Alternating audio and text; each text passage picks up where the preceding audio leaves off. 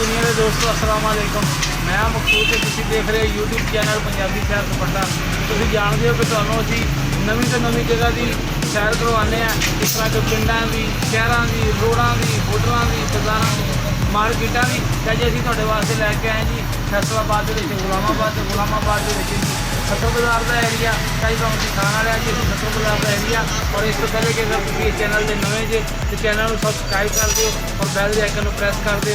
और जिन्हें लोगों ने इस चैनल को सबसक्राइब किया पहले उन्होंने असीं तहे दिल के नाल शुक्रिया अदा करने हैं। तो आज असीं देखने हैं जी ये सदर बाजार दीयां खूबसूरत जिहियां रौनकां नूं।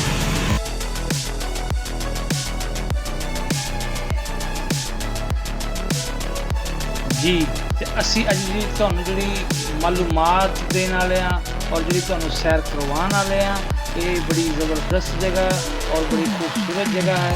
अज तुहानूं इहदे बारे च असी मालूमात भी देंगे और इहदे बारे तुहानूं असी दसांगे भी कि ये किहड़ा एरिया है। तो ये जी जिहड़ा एरिया है ये जी गुलामाबाद का एरिया है और इस एरिया में जिहड़ा कहा जाता है सदर बाजार का एरिया कहा जाता है। ये सदर बाजार का एरिया जिहड़ा वे ये समझ लो कि तुसीं ये महंगा तरीन एरिया वे। इत्थे तुहानूं हर तरह की जिहड़ी सहूलत है वो अवेलेबल है। हर तरह की जिहड़ी यानी कि जंक फूड के हवाले दे नाल जिहड़ी चीज़ है ना वो तुहानूं इत्थों मिल सकती है। जिस तरह कि तुसीं शौरमा खांदे जे, जिस तरह कि तुसीं बर्गर खांदे जे और जिस तरह कि तुसीं फिश खांदे जे और बहुत सारिया जिहड़ियां ये चीज़ां का ये समझ लो कि जिहड़ा ना ये बाज़ार भरिया पिया है इस टाइम। सारी रात जिहड़ा ना इस तरह ट्रैफिक जिहड़ी है ये रवां दवां रहिंदी है और बड़ा इस बाज़ार दे विच माहौल रहिंदा है। ये तुसीं वीडियो नूं लास्ट तक जरूर देखना ताकि तुहानूं इस पूरी बाज़ार के बारे च मालूमात मिल सके और तुसीं भी कभी मौका मिले तो इत्थों आके तुसीं खाना खाओ और दिल नूं अपने नूं जिहड़ा ना इंजॉय करो। या देखो तुसीं कि किस तरह जनाब इस टाइम भट्ठियां दे धुएं चल रहे हैं। जलवी फिश है जनाब, तो ये बड़ी कमाल दी इन्हां दी फिश हुंदी है ते बहुत अच्छी ये फिश बनाते हैं। तो सर्दियों के इत्थे किधरे के समझ लो कि कितने पैर रखने वास्ते जिहड़ा ना वो जगह नहीं हुंदी। एक जलवी फिश इत्थों की मशहूर है दुकान की और दूसरा एक बिल्ला है। बिल्ले की जिहड़ी फिश है ना उहदे भी बड़े कमाल ने। तो यह तुहानूं नज़र आ रहा होएगा यह यादगार स्वीट्स तुसीं नाम सुनिया होएगा यादगार वालियां दा।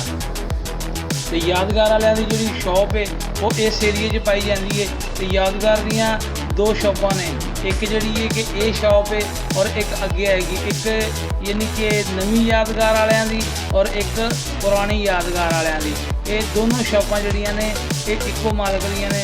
तो यादगार की जिहड़ी स्वीट है ये बड़ी मशहूर है। तुसीं देख लवो कि इस टाइम जिहड़ा ना इस शॉप के उत्ते जनाब दिन चढ़िया होया है, रंग लगे हुए हैं जी। ये ऐसी जनाब ये इत्थों की जगह है और ये इत्थों की मार्केट है।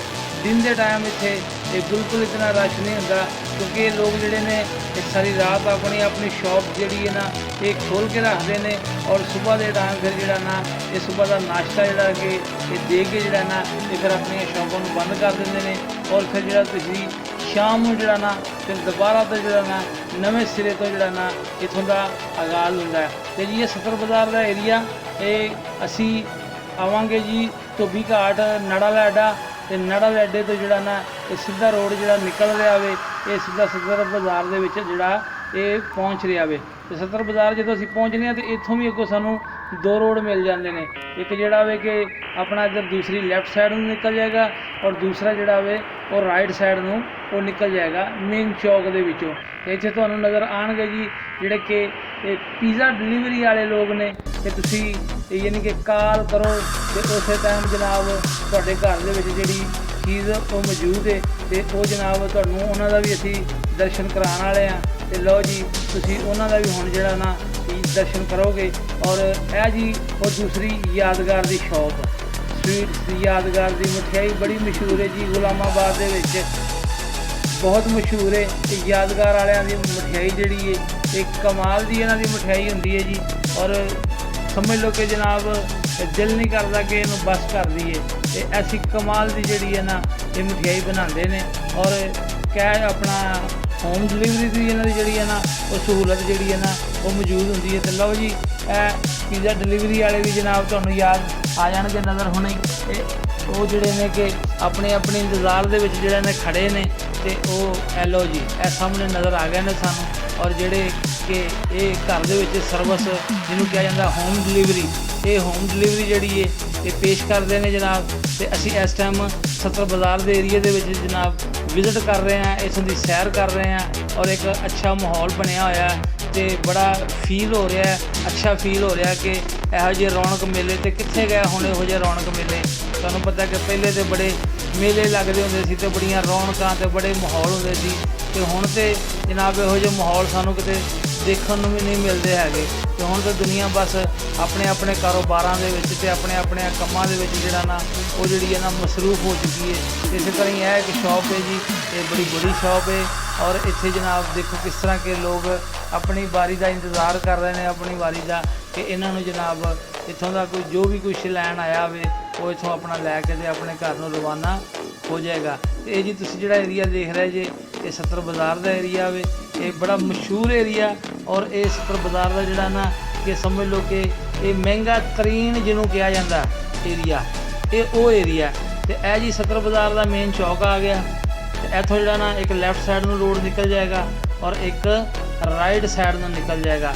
ਆਏਗਾ ਕਿੱਧਰੋਂ ਆਏਗਾ? ਧੋਬੀ ਘਾਟ ਵਾਲੀ ਸਾਈਡ ਤੋਂ। ਔਰ ਧੋਬੀ ਘਾਟ ਜਿਹਨੂੰ ਕਿ ਨੜਾ ਵਾਲਾ ਅੱਡਾ ਵੀ ਕਿਹਾ ਜਾਂਦਾ ਵੇ, ਠੀਕ ਹੈ। ਤੇ ਇਹ ਨੜਾ ਵਾਲੇ ਅੱਡੇ ਤੋਂ ਰੋਡ ਸਿੱਧਾ ਜਿਹੜਾ ਹੋਵੇ ਨਾ ਇਹ ਸੱਤਰ ਬਾਜ਼ਾਰ ਦੇ ਏਰੀਏ ਦੇ ਵਿੱਚ ਇਹ ਜਨਾਬ ਆ ਕੇ ਤੇ ਦਾਖਲ ਹੋ ਜਾਂਦਾ।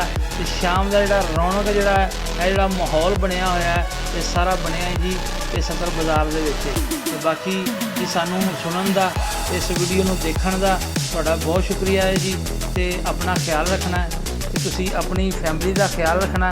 ਤੇ ਅਗਰ ਜੇ ਤੁਸੀਂ ਅਜੇ ਤੱਕ ਚੈਨਲ ਨੂੰ ਸਬਸਕ੍ਰਾਈਬ ਨਹੀਂ ਕੀਤਾ ਤੇ ਚੈਨਲ ਨੂੰ ਸਬਸਕ੍ਰਾਈਬ ਕਰ ਦਿਓ ਤੇ ਘੰਟੀ ਦੇ ਬਟਨ ਨੂੰ ਲਾਜ਼ਮੀ ਦਬਾ ਦਿਓ ਤਾਂ ਕਿ ਤੁਸੀਂ ਸਾਡੇ ਨਾਲ ਜੁੜੇ ਰਹੋ ਔਰ ਇਸੇ ਤਰ੍ਹਾਂ ਦੇ ਰੰਗਾ ਰੰਗ ਪ੍ਰੋਗਰਾਮ ਜਿਹੜੇ ਨੇ ਇਹ ਤੁਸੀਂ ਦੇਖਦੇ ਰਹੋ।